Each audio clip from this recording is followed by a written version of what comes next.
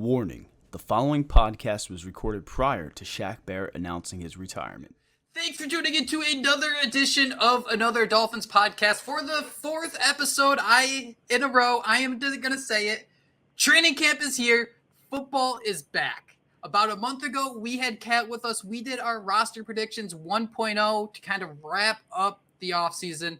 But we're going to do it again. If you can handle 7 mock drafts, you can handle... What are we going to do, guys? About 3 different roster builds here about what the Miami Dolphins are doing. But before I get into all that, Kat, it's great to see you again. It's been a little while. How you doing, man? Doing good, man. It's getting really close to the start of the year. It's really snuck up on us. After the draft, that period between May and late July, there's not a lot going on. So it's nice we can jump on here and talk about who we think is going to make the Dolphins roster. Josh, happy Monday, my friend. Yeah, happy Monday. Hope everyone had a great weekend. I'm excited to get back on here and try to redeem myself because I think the last time we did this, I definitely said it was one of the first times I ever did a 53-man roster. I think I started just to throw names out at times. So, yeah, I think I got a better list here, and I think 2.0 is going to go a lot smoother for me. So stoked to be able to talk about the Dolphins and stoked that we are this close to training camp starting and the question finally being answered whether our beloved quarterback's going to show up or not. So we did this in early June. We're going to pull it back here. So I also have the 53-man rosters from 2022 and 2023 as well. So we can kind of compare and contrast a little bit about how the Miami Dolphins are going to be looking going into year 3, Mike McDaniel, as they tried to get that first playoff win in about 20 years. So gentlemen, quarterbacks, pretty safe here. I think Tua and Mike White are 2 guys who are definitely on the roster. But Kat, I know before when we were talking in early June, you weren't entirely sure Skylar Thompson would be one of those guys to reach the 53-man roster. Are you still feeling that way? I've changed my opinion on that. I'm going to put him on the 53-man roster because of the new quarterback rules. I'm going to go ahead and go with that. I still kind of wish the Dolphins would have had the opportunity to bring along or draft a developmental quarterback at some point. That didn't happen. But, so Skylar Thompson remains. So I've got 3 as well. That's where I'm at. You have to have a third one with Tua Tagovailoa, his health, everything that goes into that. I was hoping we'd see a Mike White, Skylar Thompson battle, a legit camp battle, see what they go out there and can do. Because I do think, with Skylar Thompson having a little bit more familiarity in the offense, I think what an extra season, I'm intrigued to see what he can eventually develop into. That's the only developmental quarterback that Mike McDaniel's really, quote unquote, had his thumb on besides Tua Tagovailoa, who's inherited. So I don't think they're going to part ways with them again because, like Kat said, that rule being there. But I would have loved to see a 1-versus-1 Mike White versus Skylar Thompson battle in camp. That would have been fun. Kat, how locked in do you think this group is? Is there any wiggle room where Skylar Thompson could climb up to quarterback 2, or is there a scenario he could fall to quarterback 4 with an undrafted rookie like Gavin Hardison coming in and just trying to make a little bit of noise? Yeah, Gavin Hardison, he does have some interesting tools, but I see him firmly entrenched as the third quarterback, and. Skylar Thompson, to be quite honest, among Dolphins fans, has kind of a weird following. I can't really get into it. Look, this guy in his career has 1 touchdown and 3 interceptions, and when he started a playoff game against Buffalo, he was 12 for 70 or something. And they could have won. It kills me. Yeah, they could have won. They could have won too. And so I think he makes some good plays with his legs. But I see very, very limited upside in him as a third quarterback, and that's kind of why I wish the Dolphins would have a different one. I'd say about 90% chance, even flirting with 95% chance that this is going to be the core 3 for quarterbacks. Josh, is that where you'd probably put it at? Yeah, I make all the jokes in the world. I think I posted a couple Gavin Hardison, pictures because he has the face mask. I've seen some clips of him. He has at times it looks like he has an adequate arm. So I joke that he's gonna come along here. But yeah, I think this is a 3 unless again they do the unthinkable, right? And I guess they would go with 2. But there's no way you do that with Tua Tagovailoa's injury history and everything there. So yeah, I think this is pretty much set in stone. Moving on to running backs. Mike McDaniel's rookie year as a head coach, the Dolphins had 4 running backs to begin the season: Raheem Mostert, Myles Gaskin, Chase Edmonds, and Salvon Ahmed. Last year, it was Raheem Mostert, Jeff Wilson Jr., Devon Achane, Salvon Ahmed, and Chris Brooks. That group's only getting bigger and bigger. Jalen Wright, the Dolphins traded a future third-round pick in order to draft him in the 4th round. We know how much the Miami Dolphins, specifically Mike McDaniel, likes to play with 2 running backs on the field at the same time. So, Kat, what's your running back room looking like? I've still got 3 running backs and Alec Ingold. And I feel that, I mean, I wonder if it was part of the discussion when they did draft Jalen Wright that, hey, look, we kept 5 running backs on our roster last year to fit a variety of roles. If we have Mostert, Achane, and Jalen Wright, are we able to preserve 2 roster spots? So I wonder if that was part of the conversation. Maybe, maybe not. But to me, I think that's all you need. The Dolphins also would be able to Jeff Wilson would be a tough cut, but they'd also, you would hope, would be able to bring back Savon Ahmed and or Chris Brooks on the practice squad. They like to rotate those running backs up to the practice squad on game day. So, yeah, I'm going to stick with 3 running backs and a 4th if you include Alec Ingold. Yeah, I hate that. I mean, we're obviously going to piggyback on each other a little bit. I originally had Jeff Wilson down, and then I did go back and cut him because I realized, I got to stop looking at this as I'm looking at it now from my perspective. Before I was like, okay, well, maybe, Mike McDaniel has a relationship with Jeff Wilson. Maybe they'll keep him around, something like that. I think this is a business, right? You got to look at it that way. And I think I agree with what Kat said. They moved up to get Jalen Wright. They had a vision in mind there. We talked about how he can, run between the tackles a little bit. He's like a little bit more physical, can come in and be a pass protector, do things like that. So, we all kind of raised our eyebrows last year with some of those targets that we saw Jeff Wilson get, hoping it was Achane or things like that. So, I think it'll be a tough cut again for Mike McDaniel and company. But I think when you look at some of those cuts we're going to have to make throughout this entire show, I think getting rid of Jeff Wilson's the right move. It's so tough for me because I think about Raheem Mostert's injury history. I think about Devon Achane's injury history. And I just think about the fact that the Dolphins did trade a 5th-round pick for Jeff Wilson. I always thought it was so strange about Jeff Wilson's usage and how he'd get 4 targets in a game, 3 targets in a game over and over again with the receiving threats the Dolphins have. That's why I do think it's going to be so hard to cut Jeff Wilson, because I think he's just such a safety blanket where Mike McDaniel will trust him to be that back who can carry the ball 20 times. They can trust him to be that change of pace back to catch 4, 5, 6 passes. Not saying that he'd be great at it, but I think they could trust him to get the job done. Kat, what kind of preseason training camp would you have to see from Jalen Wright in order to kind of second guess this and think, hey, maybe 3 running backs might not be safe enough, or how this usage is used in the McDaniel system? Really what prevents a young running back from getting on the field is his ability to pass protect. And that's really life or death for a running back like this. Now, maybe it's not as important in this offense where you get rid of the ball quickly, but, if that becomes an issue, I could really see especially Wilson or Chris Brooks being that 4th running back on the roster. And I agree with you about Jeff Wilson. And one thing Wilson does have going for himself is he is the consummate team player, where if he's the starter, he's ready to go. If he's the backup, he's ready to go. If he's the 4th guy and keeping those legs fresh, he's ready to go too. So that's a good thing to have. A lot of these running backs, wide receivers, it's a selfish man's position. But I think Jeff Wilson has demonstrated over the last few years in the NFL that he's willing to wait his turn because he knows it's coming. Fullback Alec Ingold, I think that's pretty self-explanatory. He's one of the highest paid at the position in the entire league. The Dolphins are going to keep him on the roster. Hopefully they use him more as a fullback this year. Maybe get those 3rd and shorts figured out. Moving on to tight end. This was one of the most interesting flips of the entire Mike McDaniel era so far.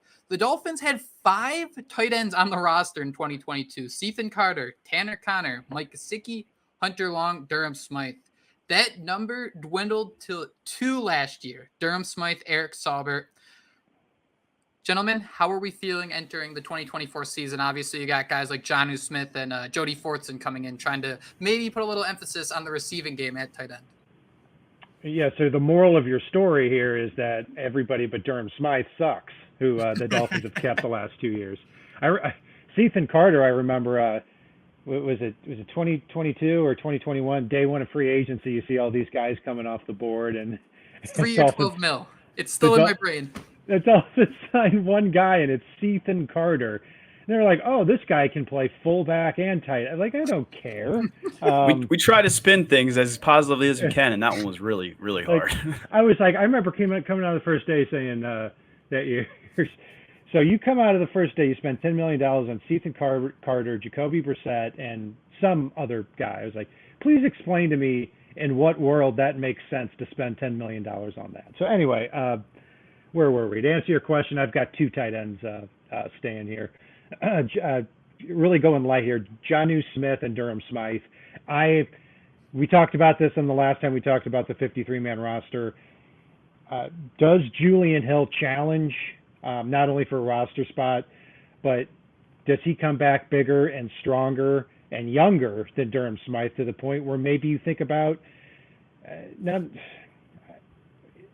cutting him would only save $2 million, and I think that'd be crazy talk, but can you get a draft pick for him? I think there are a lot of teams in the NFL wanting a guy who caught, 35 passes last year and is a good blocker and played 800 snaps last year. So, but right now I'm going to go the safe route. I'm going to stay with Jonnu Smith, and I'm going to stay with Durham Smythe, and then Julian Hill and Joey Fortson, who is an intriguing player, both get the boot.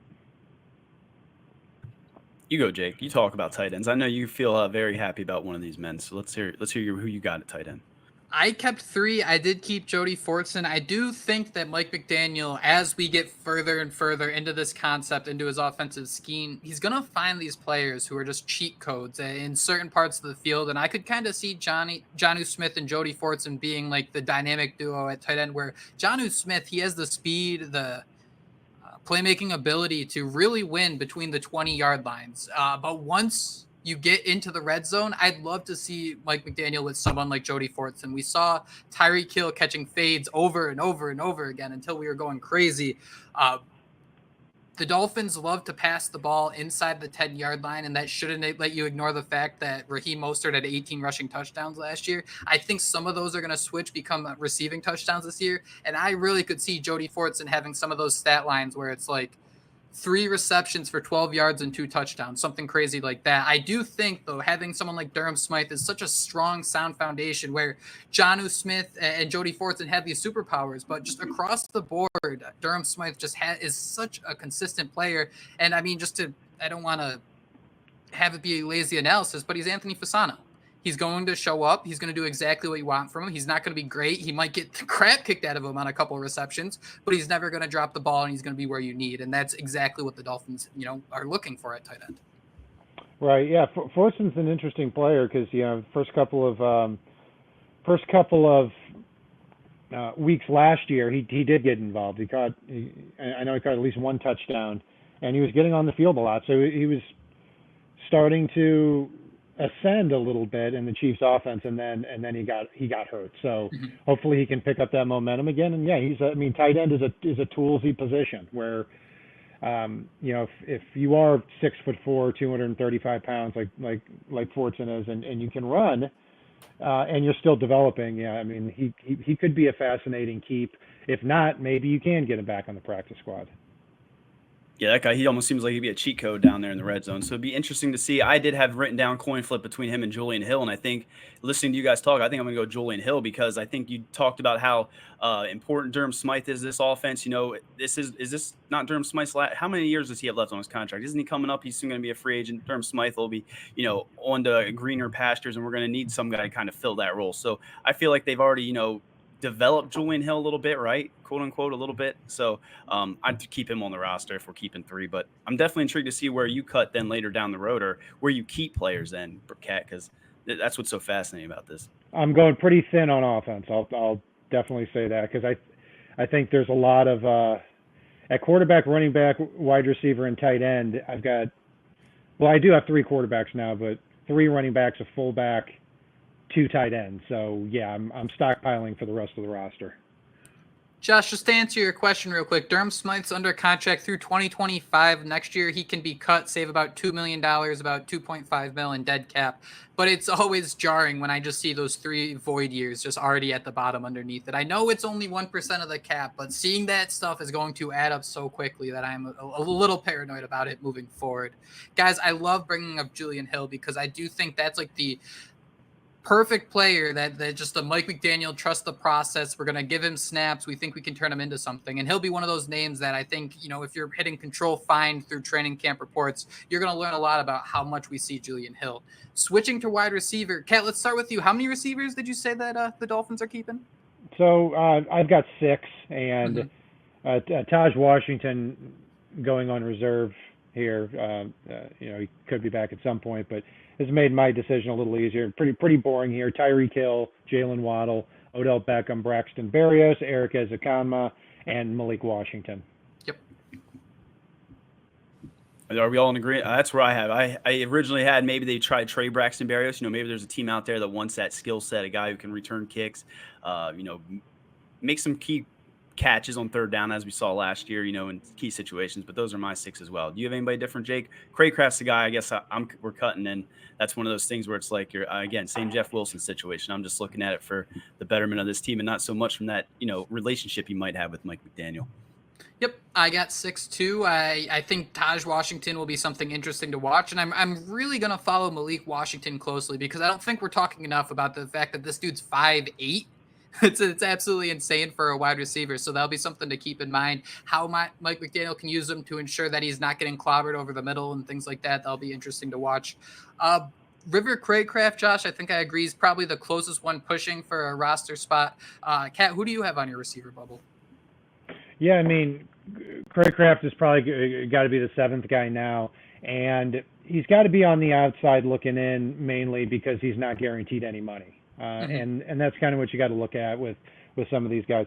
Braxton Berrios, even though he kind of disappointed as a receiver last year, is a very sure-handed punt returner, and I think he's clearly defined in that role. So he's in. Odell Beckham's in for sure. Tyreek Hill and Jalen Waddle, obviously. So those 4 stone-cold locks. And Eric Ezekanma, just based on the ability. If he's able to come back and he's healthy, I think you've got to at least give him one more year to see what he has. His skill set, his body type are just so unique for this Miami Dolphins roster where I completely agree. And I'm just going to hold on to those, 2 20-yard runs in the preseason until we get some new film there. So, offensive line, Dolphins kept 10 in 2022. They kept 10. No, excuse me. Let me double check here. Sorry, they kept 8 in 2022. 10 in 2023, and I have them keeping 10 in 2024. What say you, Josh? You have Isaiah Wynn on there because he was on the PUP, right? That was the one guy I wasn't sure if I should put on there or not. So I do have him eventually coming off, and the Dolphins will make a roster move, as I'll talk about later. But without Isaiah Wynn on there, yeah, I had 10 as well. I got the 4 tackles, Teron Armstead, Austin Jackson, Kendall Lamb, and Patrick Paul. Do you guys see anything crazy there? I mean, those kind of seem like the guys that are going to continue to battle it out. We know, hopefully Patrick Paul's that guy. Later down the road, we all see him with that face mask and getting excited. And then guard, I mean, I have Liam Eichenberg, Rob Jones, Jack Driscoll, Lester Cotton, and then center, I have Lone Wolf, Aaron Brewer. Liam Eichenberg's behind him. And then Isaiah Wynn, again, is in there as well. So those are my 10. I don't know where we put Isaiah Wynn because he's on PUP list and he's one of those uncertainties, but he'll be on that roster when he's ready. Yeah, I did put Isaiah Wynn on the roster too. It is a little concerning that he's put on the PUP list given that he was injured in October of last year. So that's something to keep an eye on, especially for a guy who's been hurt throughout his career. But when he was with the Dolphins, he was a perfectly average left guard, and I was perfectly fine with that. So that's going down your list. I believe I also have 10. I've got everyone Josh mentioned, so everyone except the one. So Teron Armstead, Isaiah Wynn, Aaron Brewer, Liam Eichenberg, Austin Jackson as your starters. And the backups, Patrick Paul, Kendall Lamb, Robert Jones, Jack Driscoll. And then I've got Keon Smith instead of Lester Cotton. And, to me, it's kind of the same conversation as Julian Hill. You've invested a lot of snaps in this guy, especially in the preseason. He's improved. And, I thought Keon Smith went from, I can't believe this guy's back here this year in 2023 after he was on the practice squad in 2022 to, wow, this guy got on the field for 100 snaps or so, and he looked good. So he does have the physical traits as well. So I'm hoping that the Dolphins don't quite give up on him. And if they do, he's going to be the number one guy I'm going to want back in the practice squad if he can sneak through. Just to kind of chat about Isaiah Wynn for a second. This news is relatively recent. It came out on Thursday that he's going to the PUP list. How long do we have to wait before we should start getting concerned about that opening day starter at left guard? So Isaiah Wynn, he played 7 games for the Dolphins. He didn't allow a sack, and then he suffered a quad injury. And it was weird because Mike McDaniel never really closed the book on Isaiah Wynn. I mean, don't get me wrong, Mike McDaniel's kind of tough to read when he's talking about injuries in general. But with Isaiah Wynn, it was one, Josh, I feel like we talk about every couple of weeks, like, hey, maybe he'll come back type of thing. Hey, maybe he'll be ready in a few weeks. We kind of had that tone for most of the season. Obviously, it didn't happen. But when you consider that Isaiah Wynn re-signed with Miami this offseason, and you consider that tone, Kat, how much longer would you project him being on that PUP list? Are you getting a little queasy about opening day? Well, I'm a little queasy about the interior of the offensive line in general, with or without Isaiah Wynn. I mean, that's unfortunately, look, Aaron Brewer is, you're kind of, when the Dolphins signed him, you're getting a really athletic player that you could run some. You could run some plays with Aaron Brewer with his explosiveness at the center position that you otherwise wouldn't be able to. But you're trading that off for pass protection. I mean, this was one of the worst pass protecting centers in the league last year. And then you combine that with the question mark of Isaiah Wynn, with Liam Eichenberg, with Robert Jones, who are just perfectly average players. That's a concern. But, there really isn't a lot out there at guard. I mean, you look at the rest of the NFL in these rosters, you look at the 7th or 8th player offensive lineman on their roster, they're barely rosterable players. So really all the guys at this point that could help the Dolphins have been swooped up already. So we've just got to hope with Isaiah Wynn, and if not, you got to hope that Mike McDaniel in this style of offense is going to allow him to hide the guard position a little bit more than other teams. Josh, do you think, looking at this landscape and what the Dolphins did, do you regret not giving Robert Hunt $1 million or $100 million check? I don't know. I mean, look at the cap situation we're still in. I don't know if I'll ever regret that because I see what we're in. But I'm just getting queasy listening to Kat say there if they're going to try to mask some of those inefficiencies at the guard position, because we're already masking that offensive line with Tua getting that ball out so fast. So I'm a little bit queasy with the Isaiah Wynn situation, very queasy about that interior, and just hope that Aaron Brewer proves us all wrong, right? You mentioned how he can be an asset with some of that speed getting out in front of the plays, but that pass protection, that's definitely an issue, and that kind of goes for that entire offensive line at times. So, yeah, the offensive line, they tell us not to worry about it. We know we trust in Butch Barry, but that's easy to say with a smile on your face when deep down we know. Flipping the script, let's talk about Anthony Weaver's defense, what it's going to look like on the field. The defensive line in the trenches, it's going to look a lot different with no Christian Wilkins out there. Kat, how many defensive tackles do you have the Dolphins keeping? I think I'm at 6. There's one player I think you could call edge tackle, but I'm sure we'll talk about him shortly. Yeah, so first of all, I would have thought it would have been hilarious to come in here and project Calais Campbell to not make the roster.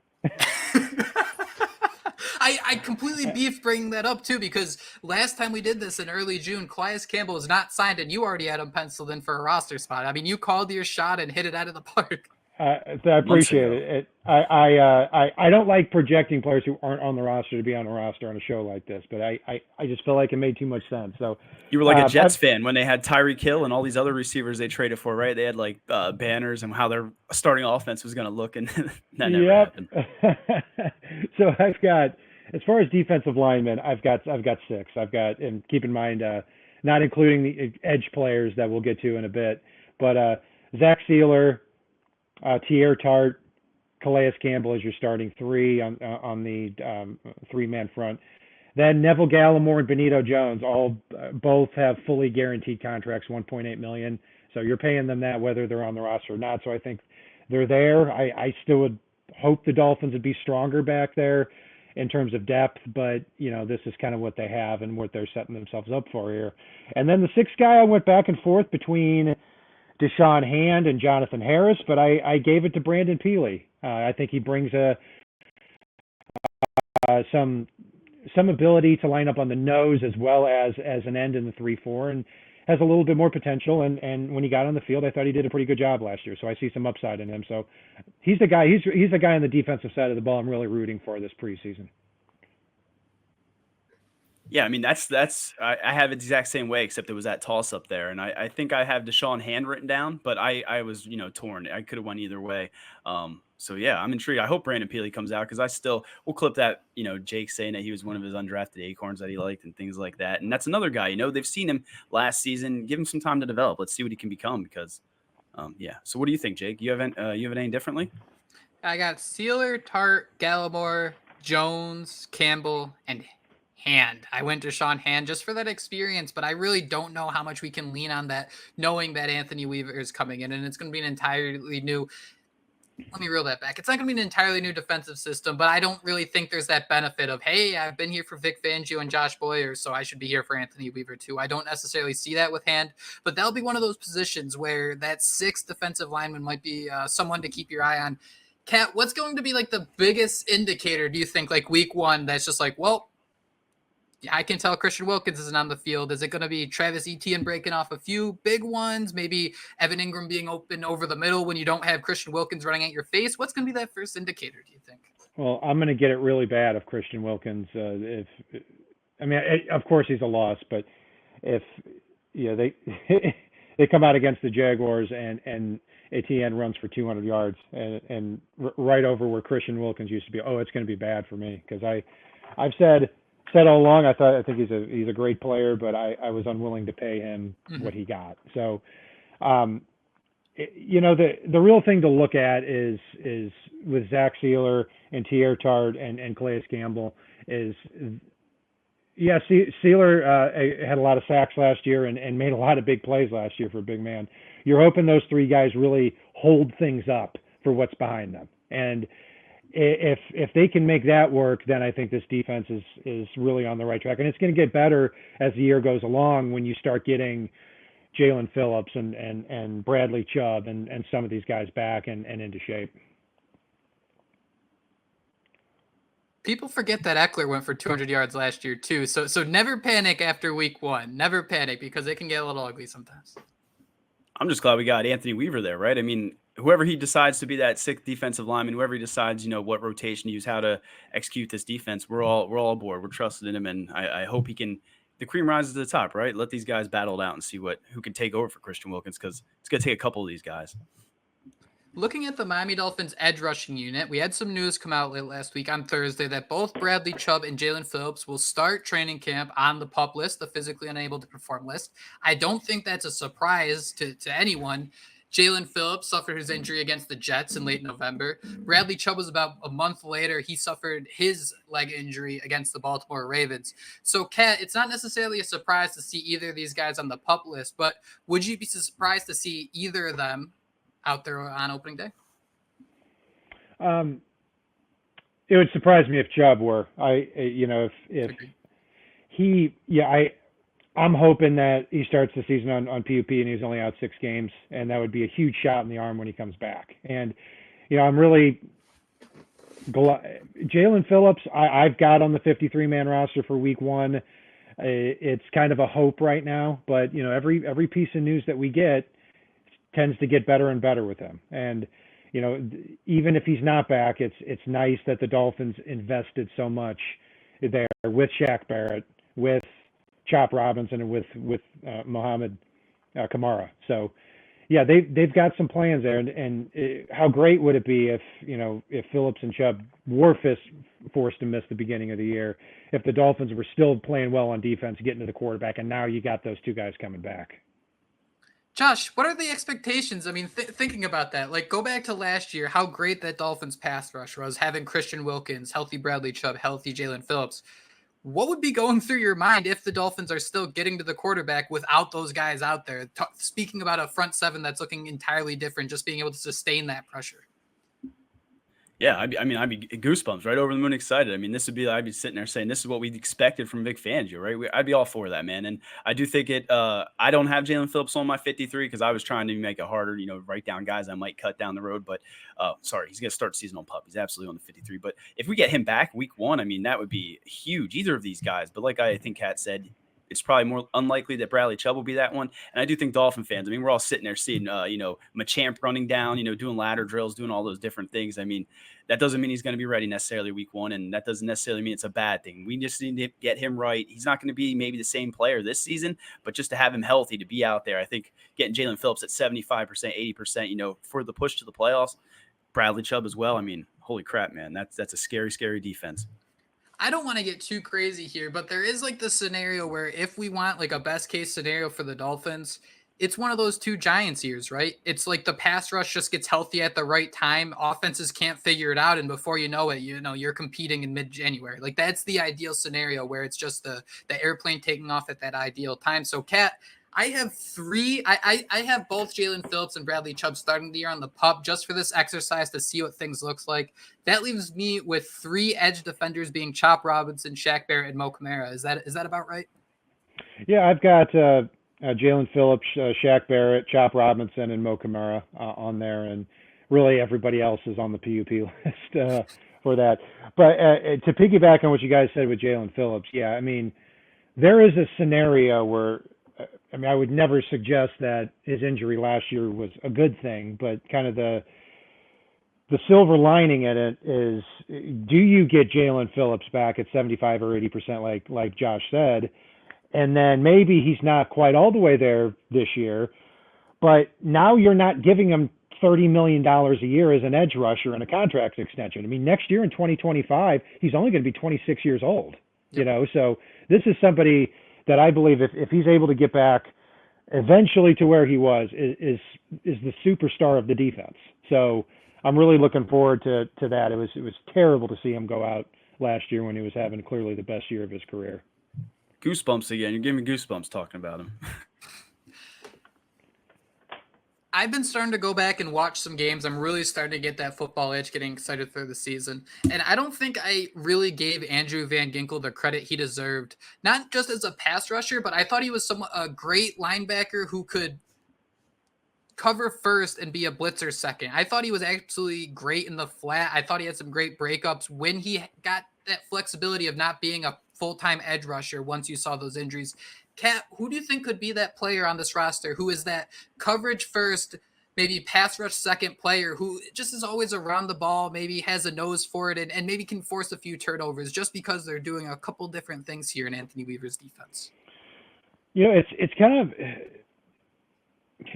of a struggle to find that player, to be real honest with you. I mean, it's because Van Ginkel he wasn't a superstar, but he was a positionless player and he was an unpredictable player, and the ball just kind of found him sometimes. Whether it was on special teams or on defense, he was a guy you always had to kind of look out for. And now, you look at kind of the inside linebacker position, Jordan Brooks and David Long, both really sturdy, solid players.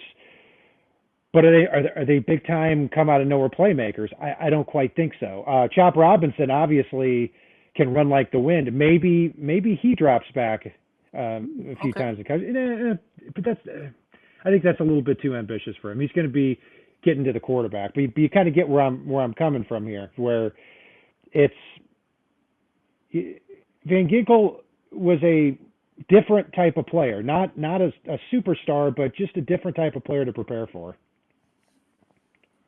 Josh, you got your bullseye on anyone? Sorry. Yeah, can I say Channing Tindall? Can I throw him out there? I mean, I had a joke, but he came off the edge a bit in college. He can draw. I mean, he's nowhere near the Andrew Van Ginkel that we all loved and admired. But I do have him making my list. I know it was a kind of a toss up between him and Duke Riley, but I stuck with Channing Tindall. I know that's not the question you asked, but I do think we're still missing that player. And I think Kat put it, perfectly. That just comes out of nowhere and makes plays. I mean, you see Jordan Brooks around the football, you see David Long around the football, but I don't know that I necessarily saw him make game-changing plays the same way you can recall Andrew Van Ginkel doing it. So I'll joke until I'm blue in the face till he's not on the roster, but maybe it'll be Channing Tindall. Maybe this will finally be his year, and he can be that player that, can surprise some people. Do you think Tindall could make the 53 here, Kat? I have him on the 53, and I have him on the 53, and I've got Duke Riley being cut, and the Dolphins saving $2.5 million on there. So, and yeah, I've got to say I'm stubborn on Channing Tindall, even though he hasn't shown anything on defense. But I am hoping that he can take over and really be that guy on special teams, if for nothing else. And maybe this is somebody too that, look, let's simplify his responsibilities. He doesn't have to be great at everything on defense. What he can do is he's long and he can run. So maybe you get him in some blitz packages. I've got to say too with Tindall, the reason I'm dug in, I really like the pick of Channing Tindall in the 2022 draft. I had him as, when he was picked at the end of the third round, because the Dolphins didn't have, first and second round picks because they traded him for Tyreek Hill. He was number 3 on my board. Number 1 was Tariq Woolen, who's been a Pro Bowl cornerback for the Seahawks. And number 2 is Zach Tom, who is looking like a really good right tackle for the Packers. So I'm looking at Channing Tindall now, like, this better be your year, because those 2 other players fell to the 5th round, and they're starting for their teams. And this guy can't even get on the field on defense. So let's go, Channing. I was begging last year.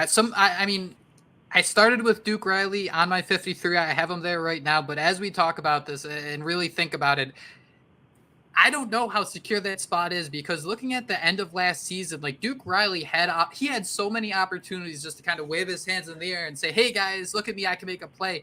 But just the middle of that Dolphins defense was so absolutely lost by the end of the season, just because of the Jerome Baker injuries. David Long, I think, missed a little time. Javon Holland was out. Deshaun Elliott was missing time. You had so many backups in, and everybody looked so lost. You were kind of hoping that Duke Riley, being a veteran in that unit, could maybe stand out, stick out a little bit, and be one of those guys to make a play. It wasn't necessarily it, but do you guys have Duke Riley, Channing Tindall as like that bubble battle in a sense at linebacker? I do, yeah, and there are a lot of these interesting one-on-one battles or triple threat matches going on here at these positions. One of them is Channing Tindall against Duke Riley. Another one, you look at the defensive line. Brandon Peely versus Jonathan Harris versus Deshaun Hand. These are going to be the fascinating battles. And then that's easy for us to say now, but what undrafted free agent is going to come up and make his case? Because, I can't remember a time where the Dolphins didn't at least have one undrafted free agent make their roster. And you look at kind of this show, and it's hard to put an undrafted free agent on the roster with everything going on here. So, yeah, there's a lot of fascinating battles. The last position on the defense, I lied. We have 2 positions. Well, the last position groups being the secondary. Let's start at cornerbacks. Guys, I originally had 5 when we did this a month ago. I had Jalen Ramsey, Kendall Fuller, Kader Kohu, Cam Smith, and Storm Duck. I've adjusted quite a bit to have Jalen Ramsey, Kendall Fuller, Kader Kohu, Cam Smith, Elijah Campbell, and Syrian Neal as my 6.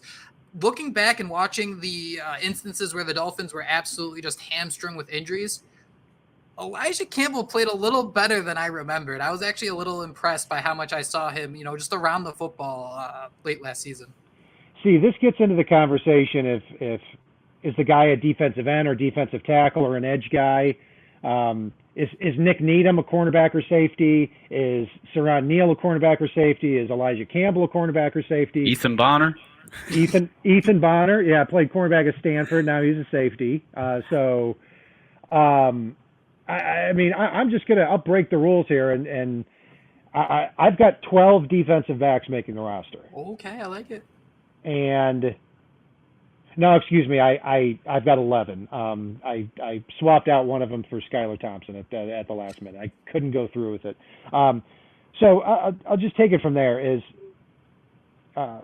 And of these 11, 2 players I have being cut are Nick Needham and Marcus May. I don't have either one on the roster. Wow. Yeah, so at cornerback, I've got Jalen Ramsey, Kendall Fuller, Kader Kohu, Cam Smith. Those are the locks. Syrian Neal as the special teams guy. Everyone has Storm Duck making the roster as the undrafted free agent. I did it in our last segment. Now I'm going to switch it up a little bit, and I'm going to put Isaiah Johnson on there. Isaiah Johnson's a big, long cornerback from Syracuse, and I wonder if he would show enough, if he would model his game enough toward Jalen Ramsey, because they're the same body type, to maybe he gets on the field in preseason and makes an impact. So that's somebody I'll throw out of left field. We need to have an undrafted free agent. And at safety, I've got Javon Holland, Jordan Poyer, Elijah Campbell, Ethan Bonner, and Patrick McMorris, the 6th-round pick. So overall, 11 defensive backs. Damn, now you got me thinking. Okay, so it all goes back. I mean, part of this has to go back to whether we have Phillips on our roster. I'm going to put Phillips on my roster and man, now you're making me wonder. I was going to get rid of Ethan Bonner, but I think I'm going to get rid of Nick Needham instead. We're going to keep Ethan Bonner around. So I think it looks similar to you. I have cornerbacks written down. I have safeties written down. You can call them whatever you want. I have Sierron Neal written down at safety. Marcus May, I do have him making the roster. I know you don't. Jordan Poyer and Javon Holland at safety. And then I have Ethan Bonner, Storm Duck, the cliche undrafted guy. Got rid of Nick Needham, Cam Smith, Cater Kohu, Kendall Fuller, and Jalen Ramsey. So, again, lots of battles and lots of enticing matchups where we can see where which of these players truly rises to the top in this defense. It's a good problem to have, but also a little bit of a scary problem. What about you, Jake? Do you have 11 as well? And who are your 11? I got 10 for the safeties. I have Javon Holland, Jordan Poyer, Nick Needham, and Marcus May. Just seeing the Marcus May signing, I now that we're talking about it, I could see that as one of those like training camp, like it makes sense, but all of a sudden, who was that pass rusher last year who he was in Denver with Vic Fangio, and we're like, he's going to make the roster. No, they signed him at the end of the year. Malik Reed? Was that Malik Reed? Yeah. He was awful. I almost said Malik Washington. I could see kind of Marcus May being that type of guy if it was to go down that road. But the biggest weakness of the secondary, Kat, who are you comfortable with? Let's say Kendall Fuller has to miss a game. Even let's block out all of last year. Are you comfortable Cam Smith having to start a game on the boundary? Like, who would be that backup boundary corner? Because I look at, guys like Nick Needham and Cater Kohu, you want them in the slot. Right, and it is dangerously thin at cornerback if Cam Smith doesn't step up, and you get into that situation. And he's one, just along with Channing Tindall, along with Brandon Peely, that if you're going to have these guys as depth, you better root like hell for them in training camp and preseason, because, you're talking about things that could really put the Dolphins defense over the top. It's Cam Smith busting out in a second year. And we've seen this before. I mean, in Dolphins history. I mean, just going back to, Patrick Surtain was, he was decent he got on the field as a rookie and everything, but he didn't turn into a star player really until his second and third season. Xavier Howard was terrible as a rookie, and he, at the end of his second year, he really started to come on. And so you're hoping that Cam Smith has the raw ability and that they can find a role for him here this year. They have to. I mean, they spent too high of a pick on him. So that's going to be a fascinating one there. And also, too, Marcus May, he's on the wrong side of 30. I go back and forth on him. On some days, I think this can be a really good third safety that can kind of fill that Kyle Hamilton role in Anthony Weaver's defense. I'm not comparing the two guys, but a good veteran player in a minimized role, it could really be good for him. And then on other days like today, I think I think he's the guy wears number 46 for Christ's sake. He's going to get cut. So they're not guaranteeing him or paying him a lot of money. So I tend to think that they're going to go with younger guys like McMorris and Ethan Bonner and Elijah Campbell. I like the Storm Duck addition just because I didn't have him on this one. I had him on the last one just because he fits that mold of a cornerback who I don't think is going to get absolutely decimated and give up a 70-yard drive on a single play. I think he's mostly a zone first safe or a cornerback. He's going to play off the ball a little farther back, where I think the Dolphins will be able to trust him, and I see that being his path. But Josh, let's give you the last word here on the secondary now that you've had to listen to us rant about it a little bit.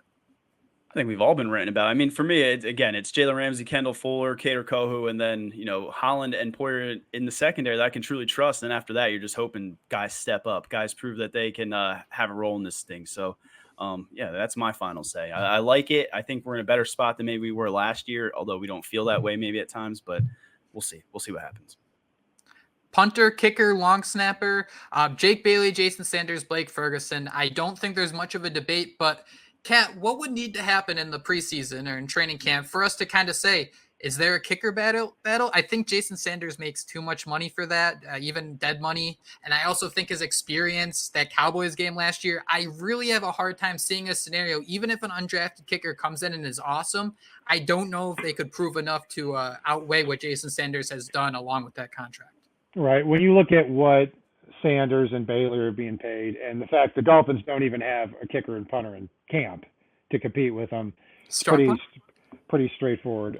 I don't know who Jake Bailey's blackmailing, but I don't understand why he's back. I don't understand why he was signed in the first place.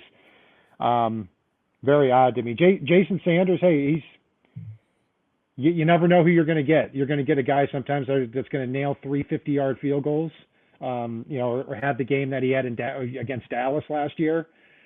And then there are other times he can't hit the broadside of a barn from 50 and beyond. So I'm not thrilled with the kicker or punter situation. I just hope that they don't end up losing the Dolphins games. Jason Sanders definitely has that money assigned, though, back right now. Right after that Cowboys game, Jake, we have to have that there for now, but we'll be the first ones to turn on him. I don't know that there's going to be we did look at his salary before, and I think I said maybe, it's something the Dolphins should consider, but I don't see him going a different direction with any of those positions. But like Kat said, it would have been nice to have a different punter or somebody, at least in camp, to push him maybe. Push him out the door. We're 45 minutes into this, so I consider this the safe part of the podcast. Was I alone in thinking that Morstead wasn't much better? Like, I saw so many people like, why'd we ever let Morstead go? Why can't we just keep Thomas Morstead? I didn't think he was that great of a punter either. I think the Dolphins have had, like, almost since the Matt Hawk touchdown pass, I think that was probably the Dolphins special teams have just flat out stunk since then, I kind of feel. I probably have not disagreed with you any more on this show than what you just said about Morstead. I thought he was great. I wanted him back. I was very confused why he wasn't back. I thought he was the Dolphins' best putter since Brandon Fields, and it wasn't even close. Like Matt Hawk was weird because that guy could have games where he punts 7 times. He's bombing like 60-yarders. It's beautiful. And then the next game, he can't hit a 25-yard punt. He was way, way, way too up and down.